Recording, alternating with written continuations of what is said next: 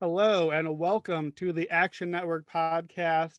We have ourselves a Super Bowl. We've got Rams, we've got Bengals. We're getting ready for that just 2 weeks from now. I'm your host, Brandon Anderson, here as always with Raheem Palmer to wrap up Conference Championship Sunday. Two huge comebacks. We had one of them, the biggest fourth quarter comeback in Conference Championship history, and one of them, the biggest comeback in Conference Championship history. Raheem, our 49ers futures finally busted. I'm crushed. Yeah, it was absolutely devastating. It actually reminded me of the Kansas City Chiefs 49ers Super Bowl. 49ers had a 10-point lead in the fourth quarter and just couldn't hold on. I had a big bet on the 49ers. I know some of you guys might have saw it on my Twitter. So they covered the 3.5, but it got a little shaky there at the end, and we were lucky enough to hold on, but unfortunately our futures died. So it's very tough. Yeah, it was a slow and fast death for our futures. We Niners are up 10 with 17 minutes left. Not only just these futures, but Super Bowl futures too. Suddenly you got a shot at the Bengals. You got a 6 seed Niners team that's going to be favored in the Super Bowl, 1 quarter away. Couldn't get the job done. So we will get into that. We'll do a Super Bowl hot read on Rams Bengals. We'll celebrate a little Deion Sanders and Trey Lance wearing our jerseys in honor of our Niners. We had a good run with our guys over the last month. Odds today, as always, from BetMGM, the official odds provider of the Action Network podcast. You know the drill. We're just going to go through both these games. So let's start out in the AFC. I don't even know if you call it a Bengals comeback or a Chiefs collapse. I think a little bit of both. Chiefs go up 21-3.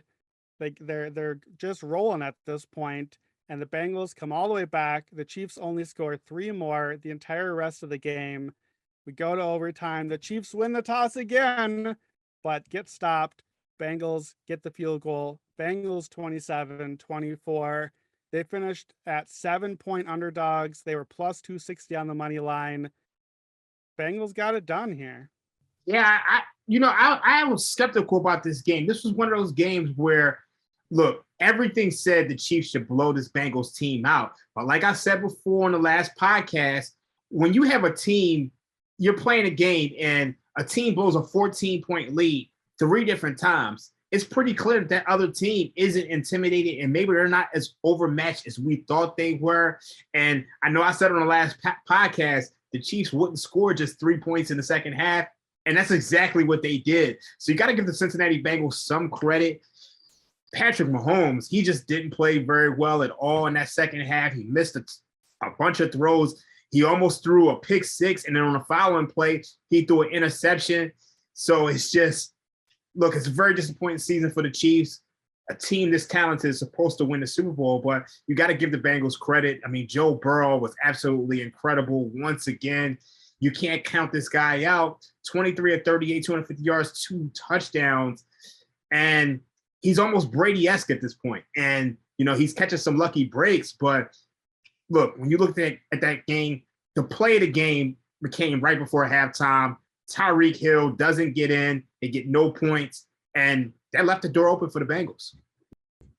Yeah, I left the door open, and it seemed like it kind of shook Patrick Mahomes and the offense after that. They just never really got anything going again. So, yeah, Tyreek Hill, tried the little spin move. He could have just maybe put the shoulder down or try to get to the corner, spun back into him, get stopped at the goal line. The Chiefs are at the goal line, but the clock runs out and hits zeros. And it's like, well, I guess it'll be a game a little while longer as Chiefs are still up 21-10 and fully in control at that point. And then they just never really recovered from that. So, yeah, you said on the podcast last time that the Chiefs would not score 3 in the second half again. I wrote it in my notes. I literally am reading Chiefs 3 of 3 on scoring drives, go up 21-3 in bold, just like the first game, but that second half collapse ain't coming this time. Oh boy, did that second half collapse come. So let's rewind a little bit. So let's go up to the 21-3. To that point, very similar game, the whole game, to the week 17 game, where the Chiefs go up early. And yet again, I have not learned my lesson. I'm writing the obituary. The Bengals season is over. The Chiefs have scored on all 3 drives, 2 touchdowns, 1 to Kelsey and 1 to Tyreek Hill, where Patrick Mahomes just creates time. You don't even need to see the end of the play. If you give Mahomes that much time, if he creates that much time, he's going to find someone. They're going to be open. Tyreek got the touchdown. This is the first time in 22 games that Tyreek Hill scored a touchdown and the Chiefs did not win the game. Kelsey got the touchdown. The Bengals converted a few third downs, but settled for a field goal. 21-3. Here's some numbers at that point. The Chiefs have run 26 plays for 14 first downs. That's more than half of their plays. Touchdowns count. 226 yards, 8.7 yards a play. At that point of the game, Pat Mahomes is 13 of 14, 3 touchdowns, 154 yards. He is averaging 1.02 expected points added per play, over a full EPA per play through like almost to halftime at that point. It's over, right? It's got to be over at that point. Yeah, I mean, look, I'm going to be honest with you.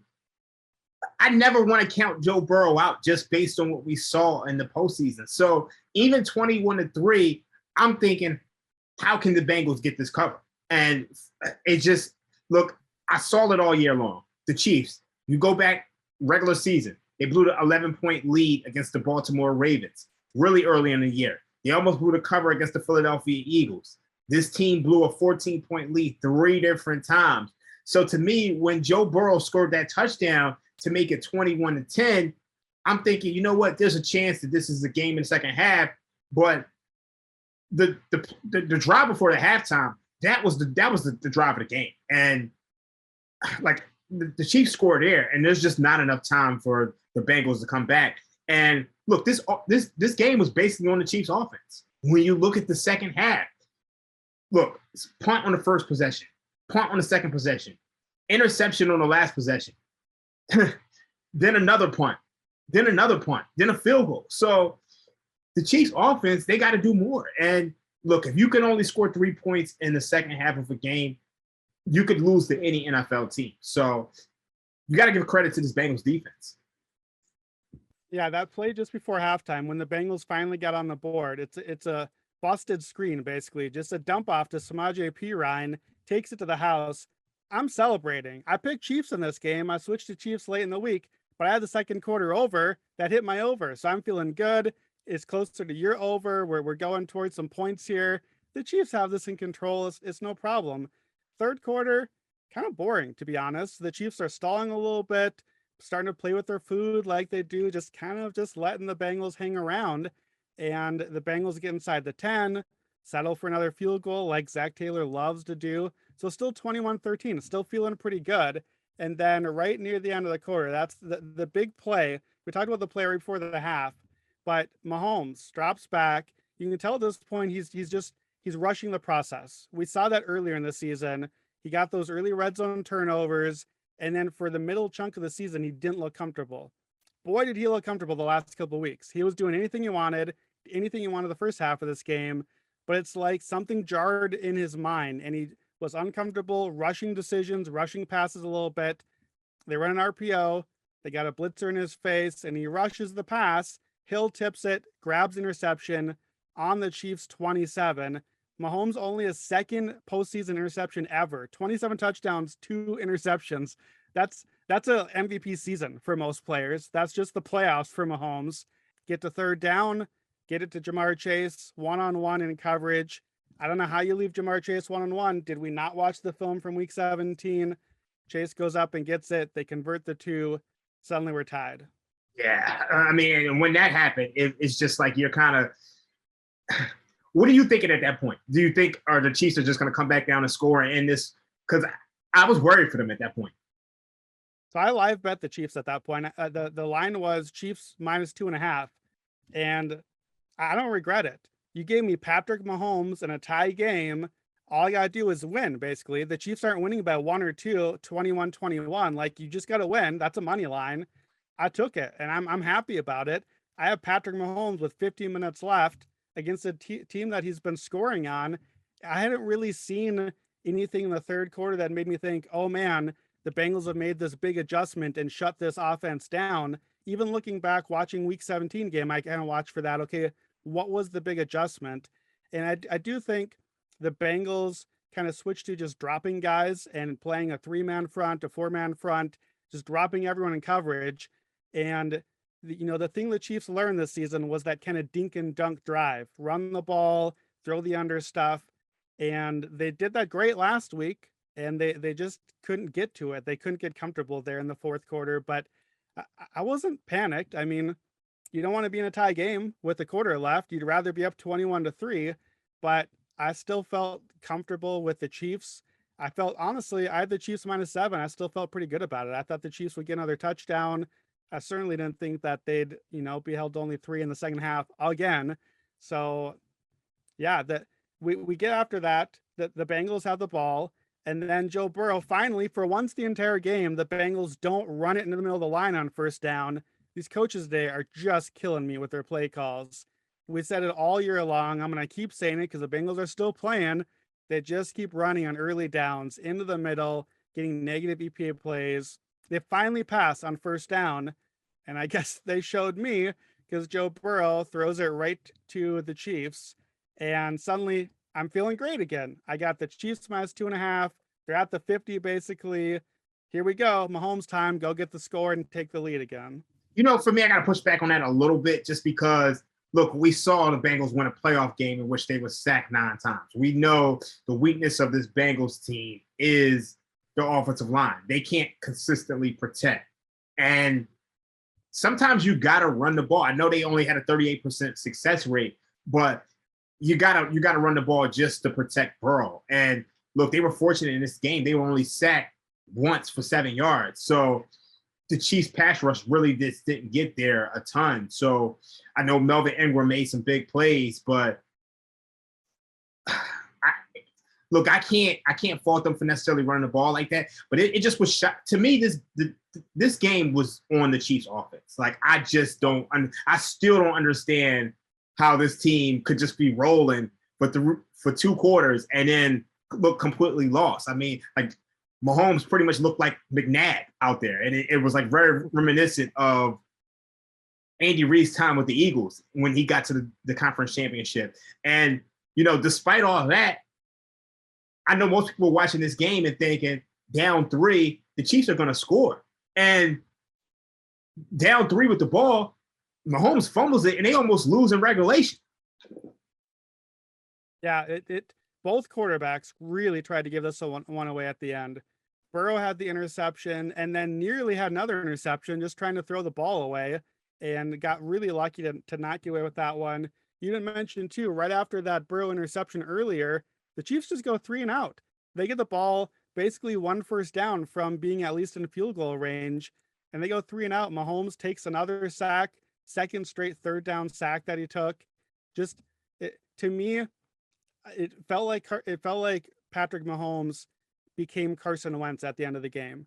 And I'm not saying they're the same player, but what we saw with Wentz, what you see with a quarterback who's good but not great in that moment, is you hold the ball and you try to be the hero. And it felt like Mahomes tried to be the hero. He was the hero last week. He will be the hero many, many more times again. He's Patrick Mahomes. This might go down as one of the worst defeats on certainly a Hall of Fame career when it's all said and done. But he tried to do too much. He tried to force things. He tried to, on the long interception, tried to force it to Tyreek in overtime. It just felt like he tried to do a little too much in this game. Burrow was getting to that moment too. It felt like Burrow was trying to do a little bit much. It's like we wanted the Mahomes Josh Allen shootout again. We wanted these back and forth scores, and both quarterbacks wanted the moment, and it wasn't happening. The Bengals barely get into field goal range, get really conservative, get the field goal. So now they're up. The Chiefs drive next, not terrible, kind of the dink and dunk thing that we wanted. We got 3 catches to Travis Kelce. I'm ticked that the Bengals are not calling their timeouts. They're not blitzing. They're not being aggressive. It's the point now where it's like, okay, blitz. And like, I almost thought that the Chiefs were just going to, score a touchdown. And basically that was the end of the game. They're just going to run the clock down. And it felt like the Bengals need to be more aggressive, either try to stop them or give up the touchdown and give your guy a chance. It felt almost like Burrow was going to not even get back on the field again. And, the Chiefs, for a second straight week, don't get the touchdown that they need to. They settle for the field goal and they just couldn't quite punch it in. Like you said, the offense just did not come through. Yeah, it was really shocking. And then even when you get to overtime, Mahomes' first two passes, you're like, what in the world is this? Like, he actually almost threw a pick six at the start of overtime. And you're thinking, wow, like, this Chiefs offense really might not do it. And, you know, he forces the pass, and it was a tremendous play because, to me, I thought Tyreek Hill was going to catch that and ends up getting tipped, and you got the interception, and you knew when Joe Burrow gets the ball in that situation, you only got to go 20, 25 yards. There's no way the Chiefs defense is going to stop them. So, yeah, they get the ball in the 45 there. I don't mind the pass to Tyreek Hill. You know, you're punting. It's an arm punt, and you're giving your guy a shot, and you know, you're deep in your own territory. I tweeted this coming in. I thought this last week and again today, it felt like the Chiefs got a score there. I did not trust their defense to get back on the field and get a stop. Not that the Bengals were unstoppable the way the Bills had been last week, but it just felt like, you know, the Chiefs, this happened in the last game too. They just were on the field a lot of the second half, and they just, you know, you're going to get tired out. And, you know, I noticed over the last maybe 20 minutes or so, it felt like the Bengals finally figured out how to get some of their receivers one-on-one coverage, and they're giving them shots.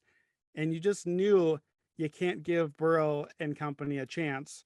And they did. And, you know, they took care of business. It, to me too, the Chiefs defense, for me on that last drive in overtime, that was a we are who they thought they were moment. The Chiefs defense, they weren't there. They didn't show up. The Bengals did their usual run up the middle, conservative. We're in field goal range. We're like 55 yards out. So let's just run in the middle and kick it. And they're still ripping off 6, 7, 8 yard carries, and basically turned it from, yeah, it's going to be a field goal for the win, but a difficult one, even with a rookie kicker, to go to the Super Bowl. I don't care how nails he's been, you still got to make a tough kick. To suddenly they picked up like 20 more yards and made a chip shot at the end. And, you know, NFL kickers make that close one. So it just, I'm not going to say they gave up, but just, you could just see like the piles are moving forward. You're falling forward. You're getting those extra yards. And it just kind of felt like they knew that the battle was lost at that point to me. oh yeah, without a doubt. And I think that's why some of those first downs, and I know we're trained to look at things through EPA per play and like analytically, but some of those early carries are why Mixon was able to dominate in overtime. And it's like, I think that those things are important. So I think we can't lose sight of that. Yeah, it felt like both these games, we'll talk about this in the late game too, but I thought both these games swung on late down plays. If you look at third and fourth down plays in this game, Patrick Mahomes on 11 third or fourth down plays, negative 0.3 EPA per play. And that includes the 21 points at the start of the game that he had a few nice conversions. The Bengals on 14 late down plays, positive 0.32 EPA per play. They're 8 of 14 on third down.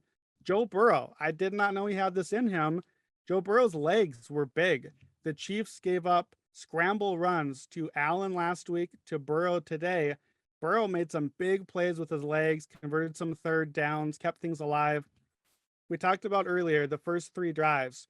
Chiefs had 26 plays, 226 yards, 8.7 yards a play. From that moment forward, 41 plays for 149 yards, 3.6 yards per play. Patrick Mahomes, 1.02 EPA per play the first 3 drives. The rest of the game, 13 for 25, so barely over 50% completion, 2 interceptions, 4 sacks, negative 0.6 EPA per play. So he went from absolute God mode unstoppable for 3 drives to just like trash, basically. That's by EPA per play. Again, I'm not slandering Patrick Mahomes. You can have a bad game, but he had a bad 2 quarters when it mattered most. 2 quarters and a play, because we'll count that one right before halftime and the overtime. And it just didn't happen. Joe Burrow becomes the first ever number 1 pick quarterback to go to the Super Bowl in his second year. Patrick Mahomes had been 37-0, up 15 or more, and he is now 37-1. And the Bengals are going to the Super Bowl. I did not see this coming. I'm gonna be honest with you. It's like I just kind of had a feeling this was going to be one of those games that was going to be closer than what people thought. I'm just kind of shocked that this wasn't a shootout. Like, if you told me what were the paths for a Bengals victory, some of them emerged here. I thought it would be 2 Patrick Mahomes interceptions, but I just thought we'd see a higher scoring game. I just did not think that we just see 3 points from the Chiefs in the second half. I did not think that at all. And look, the Bengals on their first drive, well, actually their second drive, when they're driving for a field goal, and it looks like they're about to score a touchdown, Higgins has the ball in the end zone, and it looks like Fenton holds him, has a pass interference. They don't call it. At that point, I was a little nervous for the Bengals because you got to get 3. Chiefs are already up 7. They're going to put the pressure on them. You're going to have the Bengals in negative game script. And for that reason, the Chiefs offense couldn't keep it going. But I did think this was going to be a closer game. And I was really, really concerned for the Chiefs just because I think that week 17 game scarred me. Like, anytime you can blow a 14-point lead 3 different times, it says something about your ability to close games. Well, and it says something too that we certainly have to give credit to the Bengals at this point, that they are a team that does not believe in negative game script.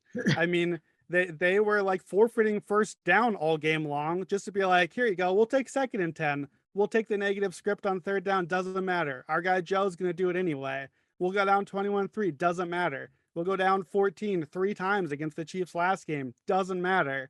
This team, there's something that's not in all the numbers, that when you have your guy and you believe in your guy and you believe in your team, there's something that doesn't translate to all the analytics that just keeps you pushing a little bit.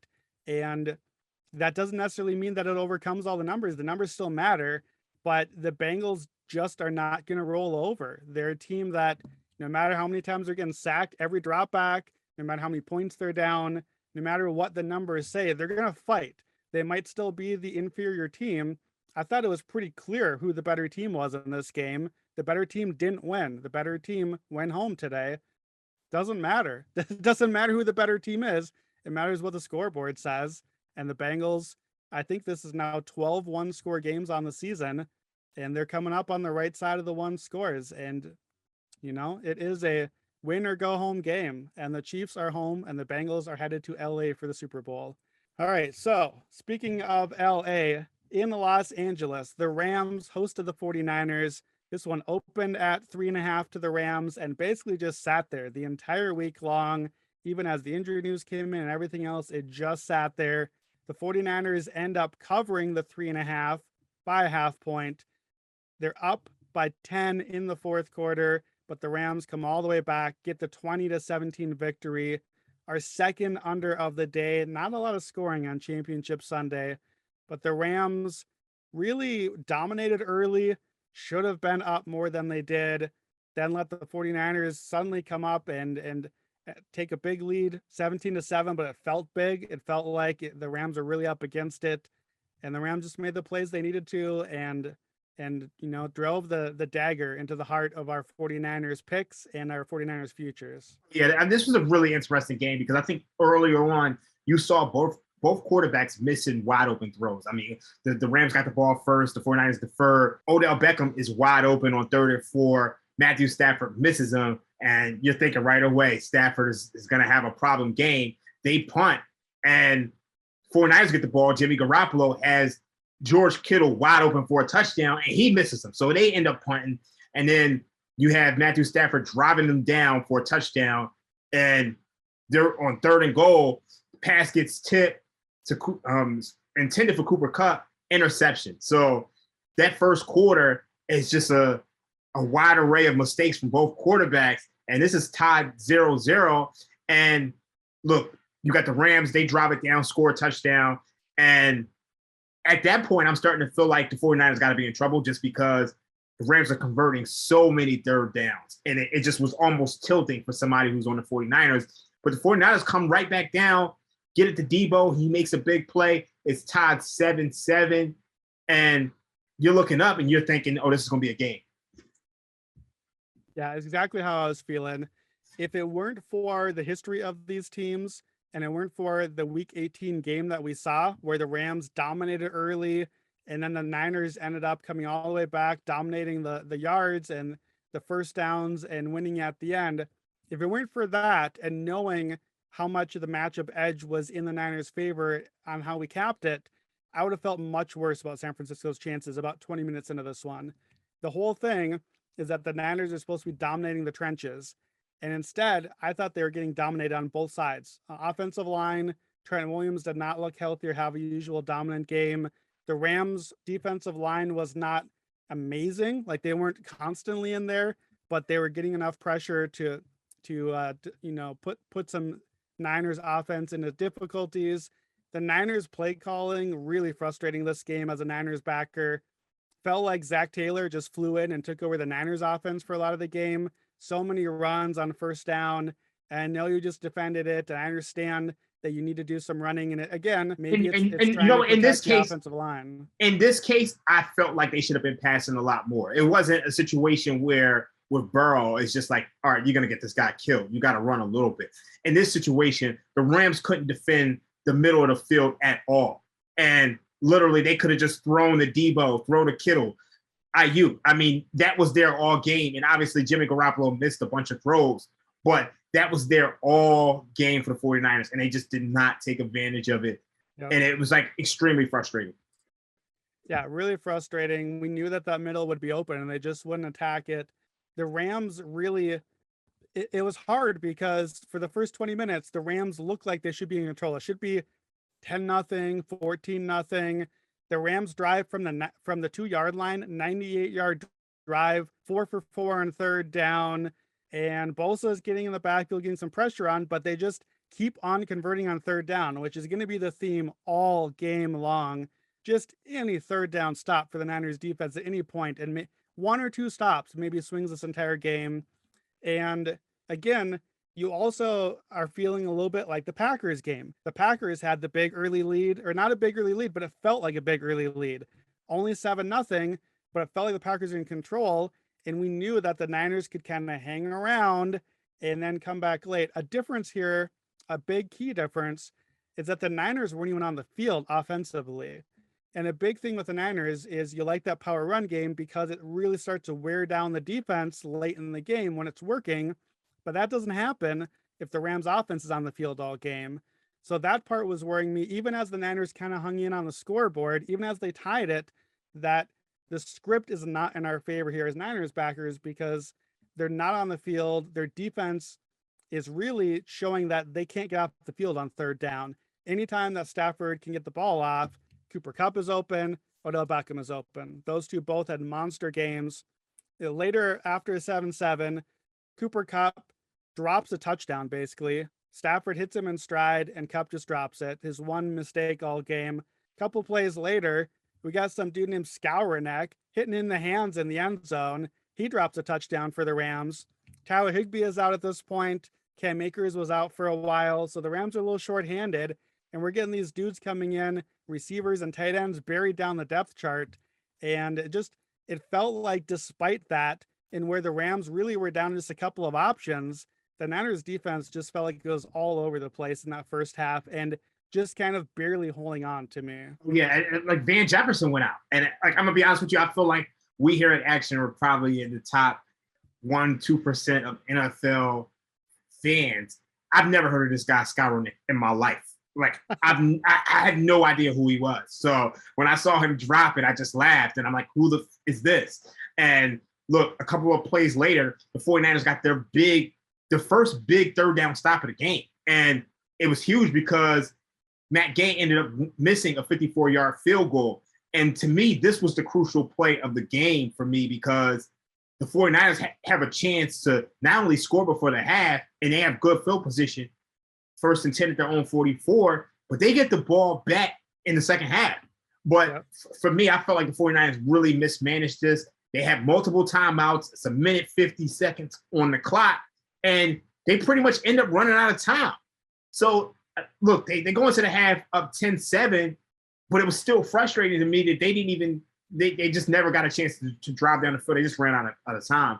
And on the first possession out of the second half, hold on a sec.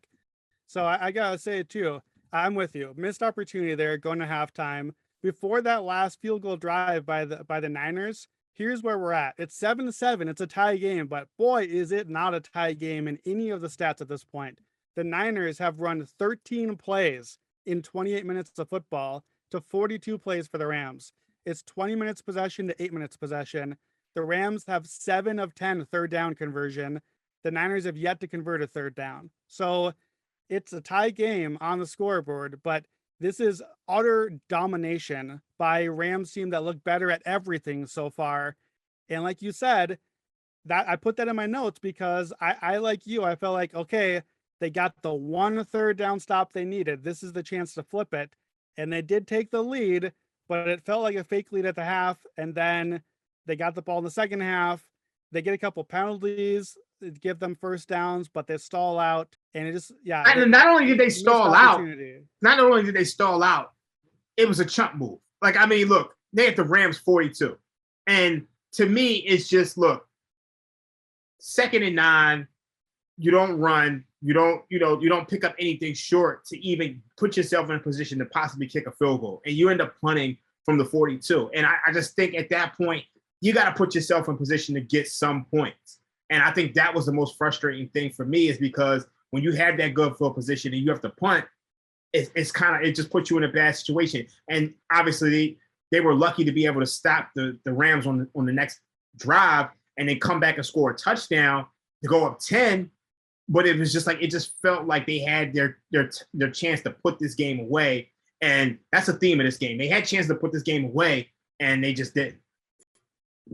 Yeah, it really felt too. You could really sense. We've known all playoffs that the Jimmy Garoppolo factor was looming, and you could really feel in this game Kyle Shanahan did not trust his quarterback. He just didn't. He didn't trust him, and anytime that the Niners would finally get rolling, get a couple of nice plays, then they'd go back to conservative play calling. 3 times the Niners punted the ball from inside Rams territory, and this is the Niners. This is the team that's supposed to be winning the trenches, winning with this physical, aggressive style, and they're not playing the style of football they should play. And I can only understand it to be that's because they don't trust Jimmy Garoppolo. Look, we saw why. We understand why you don't trust Jimmy Garoppolo, but if you're going to play him and ride him all season to put him in this moment, you got to let your quarterback try to make some throws. He had game-winning drives this season. He's had a winning record for them. He can make throws, and it just felt like they're not really giving him a chance. Even when the Niners did get the touchdown, it's not Garoppolo. It's Debo dragging dudes forward and slicing through guys. Jawan had a huge catch and drags guys over. It's at that point, I'm feeling pretty good because it's not just that the Niners are up 17-7, but finally, for the first time, I'm seeing the Niners physical team show up on that drive. And it's looking like, okay, the Rams defense is maybe not up for this fight. The Niners are getting the hits and falling forward. And I have in my notes, how do the Rams have 7 points right now? Because it's 17-7. I have no idea how we got here, but we're basically at 17 minutes left and it's on Matt Stafford. And we know Stafford can do the fourth quarter comebacks, but you're down 10 against a good defense. D'Amico Ryans really schemed up well again. I thought the Niners defense did a nice job today, but it was on Stafford. Yeah, I'm gonna be honest with you. On McVay, and they came through. I think the Niners secondary failed them, but I think the Niners front seven did what we expected. I think the Niners secondary has been suspect all season. But look, no team's gonna be perfect, and the front seven did enough to win. I think the defense actually did enough to win. I think this is on the offense. Look, when you're up 17-14. It's 2nd and 1 in Rams territory. You're at the Rams 44. You got the Elijah Mitchell. He gets stuffed for -1 yard. Then it's 3rd and 2. At that point, I'm either I'm either sneaking it with Jimmy Garoppolo. I'm throwing it, but there's no way in the world on 4th and 2. I'm punting it. And the interesting thing about that is it looked like Juszczyk actually fumbled it. And this is a big theme of the game as well. Sean McVay throws out his challenge, and it's blatantly wrong. It's like blatantly wrong. It's like, why are you even challenging this? And at that point, the Rams have no timeouts left for the rest of the game. And it looks like the 49ers are going to punt, but they take the punt team off and they bring the offense back on. And the only thing they're looking to do is to try to draw them off sides. And it's like, it's 4th and 2 at the Rams 45. The middle of the field's wide open. You're not passing it to the middle of the field. When you're running the ball, you're putting Trent Williams in motion. And it's just like, it's the most frustrating thing. They end up punting it away. And to me, if they pick up that first down, at minimum, I think they win this game, because you end up getting a field goal. If you don't get a field goal, you get a touchdown, which pretty much all but ices things. But if you get a field goal and the Rams come back and score a touchdown, you're looking at 25, 35 yards to get in field goal position for the lead. Instead, they end up punting it, kick the ball back to the Rams. The next play, Matthew Stafford pretty much throws the back-breaking interception, and Tart drops it. And then from there, the Rams will probably win this game. Yeah, that play, that 4th and 2 and the 3rd and 2, I thought that was the key turning point for this game. So we didn't say it. The Rams have scored a touchdown at this point. So it's 17-14. Great play design to get Cooper Kupp single coverage. I don't know what you're doing to get Cooper Kupp single covered on 3rd down, but the man crushed the Niners on 3rd down all game long. So he gets the touchdown on 3rd and long. That 3rd down and 2 play, we complained about it 2 Niners games in a row. Stop putting Trent Williams in motion. You're getting too cute. We got 3rd and 2. Personally, and I'm not the play designer here, but I was wanting them to dial up a deep shot here. 3rd and 2, you're inside Rams territory. This is clear 4-down territory. Go with the play action here. Go with the Kittle over the middle for like a 20-yarder. Hit the pass down the field. This is a great chance when you know the Rams are going to be coming up. Go for the killer shot. Get the touchdown or the long play. You bleed the clock. You get some points. You're in great shape at that point. Instead, you get cute. You put your stud blocker in motion, who again motions himself out of the play basically. You hand off to your fullback. Deebo Samuel does nothing. And so the 3rd down play goes bad. You don't do the 4th down play. You punt it away.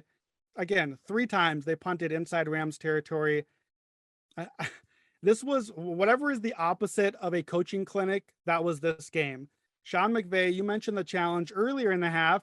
Sean McVay challenges a Matthew Stafford sneak on 4th down. First of all, stop sneaking. Matthew Stafford, he gets no push at all. The line gets no push. We've seen like 4 or 5 sneaks in the playoffs, and it looks terrible every single time. And they never overturn sneaks. You can't, like, he got a very favorable spot anyways and still was short.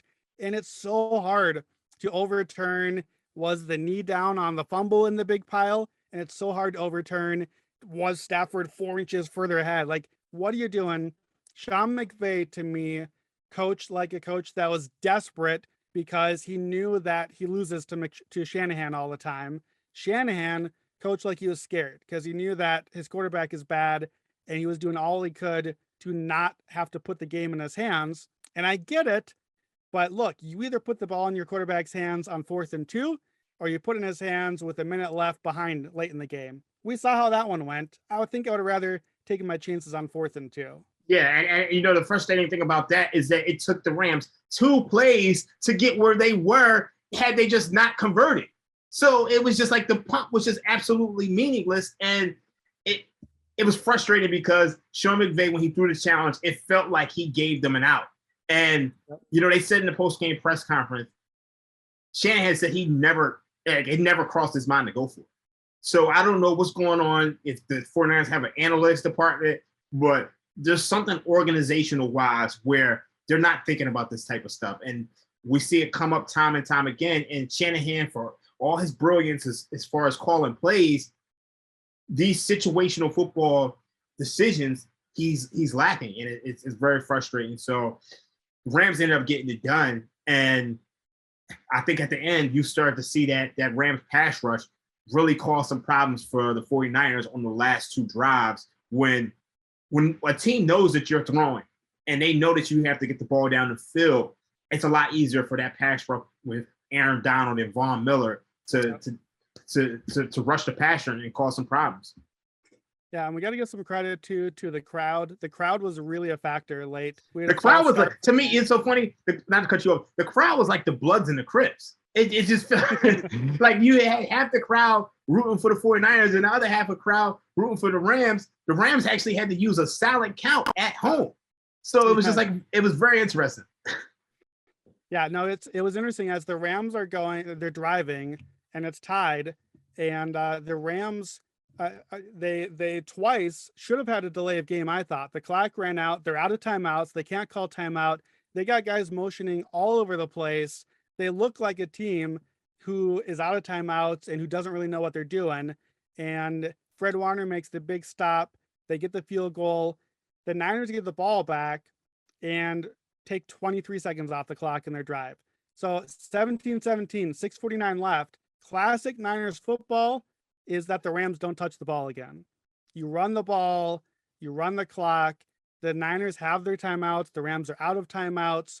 This is your chance to be the Niners. This is your chance to go do the thing you're supposed to be. Be the physical team, run basically your 4-minute offense, and just run the clock, get into field goal range, fall down short of the goal line, kick the field goal, get out of there. No matter how bad the rest of it was, instead, 3 plays, 23 seconds, and then the Rams suddenly are on the 39 in their tie game.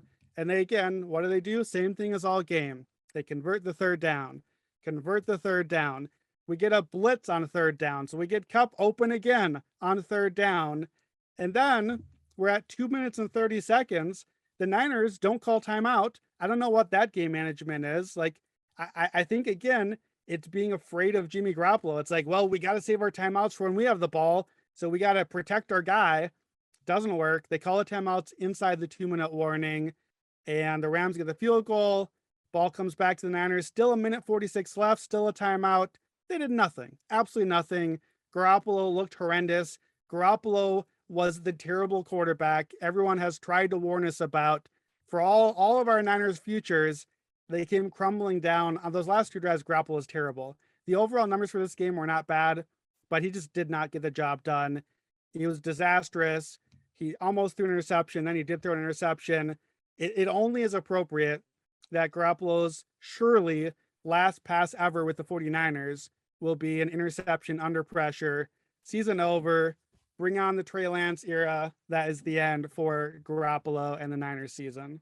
Yeah, look, I mean, as bad as Garoppolo was, the whole offense on the last 2 drives looked disoriented. Like at one point, I think it was the 3rd and 18. No, it wasn't. Matter of fact, was that the 3rd? No, it wasn't 3rd and 18. It was 3rd and 15. It looked like the play clock was getting ready to go, and Jimmy Garoppolo tries to call a timeout, and they don't give it to him. So he's just running around. He actually snaps the ball and is just running around trying to make something happen, and then almost throws an interception. So it's just the whole offense just looked lost at the end. It's just tragic because really this game swung on the decision to punt the ball. On the 2nd and 1, the 3rd and 2, the punt, the drop interception, that was the game right there. And look, if one of those plays swings a different direction, you pick up the 2nd and 1, or you pick up the 3rd and 2, or you don't punt, or you get the interception, the 49ers are probably going to the Super Bowl. And that's the difference between the margin of victory in NFL these days. It's just razor thin. And it just felt like it's unfortunate, but Jimmy Garoppolo and Kyle Shanahan probably cost this team a chance at the Super Bowl. Yeah, I agree with all of that. But at the same time, we both of us are on the Niners. So we're rooting Niners here all the way. The better team won this game. I can see that. Hands down, the Rams were the better team. 396 yards to 282, 76 plays to only 50 for the Niners. The Rams won this game. We pointed out a couple of those key pivot plays. It's always easy to pinpoint those. But for the game, big picture, the Rams won this game on late downs. Yeah. Niners on late downs, 3rd and 4th downs, negative 0.83 EPA per play. Just awful on 9 plays. The Rams on 16 late down passes, 0.56 EPA per play, which is an awesome number, 69% success rate. The Rams converted 3rd and 7. They got a 17-yard play. 3rd and 10, 14-yard scramble. 3rd and 6, Cooper Kupp for 15. 3rd and 13, Cooper Kupp for 16 and a touchdown. 3rd and 9, Odell Beckham. 3rd and 10, Cooper Kupp for 16. 3rd and 3, Cooper Kupp for 25. It was Cooper Kupp on 3rd down, Matt Stafford on 3rd down. We pinpointed those key plays and the big decisions, but throughout the game was won and lost play by play on those 3rd downs. Stafford, it really did come down to Stafford came through on the 3rd down and Garoppolo didn't. And really Kupp came through on 3rd down. The guy was awesome, kept getting open. And the Rams actually went 2 of 6 in the red zone. If they don't throw that interception early, if they don't miss the field goal, if they don't settle for a couple of field goals, there are a lot of versions of this game that the Niners are never even in it and the Rams dominate. So You're right. The Niners had a shot here. The Niners are up 10. Of course they have a shot. Yeah, I mean, when there's not version of the game, but the Rams were the better team here. Yeah, I mean, there's not too many games you're going to see where a team is up 10 in the 4th quarter. And I don't know. I think it speaks to how close these teams actually are, if anything. I mean, for a team to be up 10, end up losing, and I mean, you have all the mistakes that the Rams made. I think the surprising thing about this game is the 49ers, they just weren't successful on the ground at all. When you look at the rushing stats, they had a negative 45 EPA per play, 11% success rate, 20 rushing attempts, 2.5 yards per run.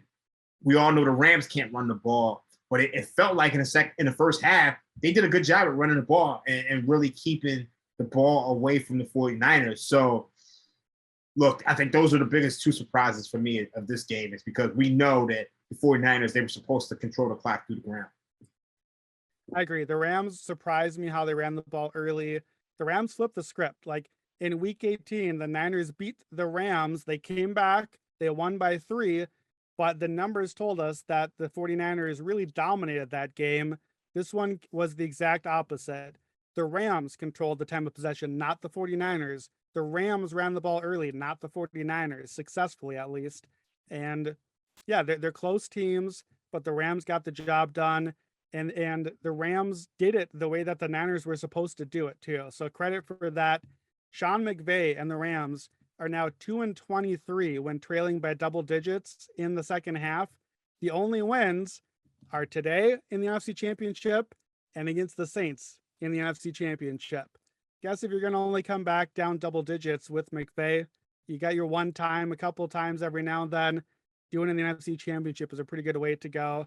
For me personally, tough loss. Our 25-1 49ers Super Bowl ticket to get to the Super Bowl goes out the window. We were right there. We had a few chances to hedge going in. At halftime was plus odds on the Rams money line, about plus 250 in the 3rd quarter there. But I rode my guys. I felt good about the read, and the Niners had the lead and were in good position. Plus 5,000 win the Super Bowl. Not going to happen. Would have been favorites if they could just close this one out. For me, I'm a Vikings fan. So, of course, the NFC Championship is where I go to die. That's how I go as a Vikings fan. This is not even a top 3 devastating loss in the NFC Championship game for me. I got 98 against the Falcons. I got 45-0 against the Giants. I got Brett Favre against the Saints. This one's a little different as a better. We were right there. We had a good read. And, we got the cover on our Niners, at least on this one. But that is not much of a silver lining for me here. I mean, I had big money on the 49ers, so I'm very happy with how this postseason has turned out. Like, I really, really can't complain. Look, I mean, futures are tough to hit, and this is actually the 2nd year in a row in which I had a great future, and it died in an NFC Championship game. I know last year I had the Packers. They were 3-point home favorites. They lost outright to the Tampa Bay Buccaneers. I had them to win the NFC. I had them to win the Super Bowl. So, I mean, it's very frustrating for me, but look, you got to know that, look, if you hit one of these things every 10 years or so, I mean, at the prices that we're getting, you're gonna make a profit. So yeah, it's a matter of time. I had Bucks 12-1 last year that I took about 2 weeks before the end of the season, and I thought I somehow pulled out 2 years in a row with these Niners. We were right there. We were there. We just had to get one of those plays to go our way. Couldn't do it. The Rams are headed to the Super Bowl. The Rams will host the Super Bowl. After never in history a team hosting the Super Bowl, we get the Rams hosting a second straight year a team will host. So as we get out of here, let's take a look at our hot read and preview the Super Bowl. Rams open at -3.5, still -3.5, I believe, at BetMGM, already at -4 at some books as the numbers is money is quickly coming in on the Rams. Bengals +155 on the money line. The total is at 49.5. The Bengals are in their third Super Bowl. They have yet to win one. Both previous times were one-score losses to the 49ers. So perhaps they're feeling pretty good about not getting the Niners here. The Rams are 1-3 in their Super Bowls. Sean McVay was here a few years ago. Didn't go so well. Only 3 points on that one. Bill Belichick ain't walking through that door, though. What's your early read on Rams-Bengals Super Bowl? Look, my model actually makes this game Rams -5, so I wasn't surprised to see this number move up from the opener. 3.5 or sitting at 4 right now. Me personally, I'm going to be waiting to get the better number on the Bengals. Look, I know look, when you look at this matchup, Aaron Donald, Von Miller, they have a huge edge on the defensive line.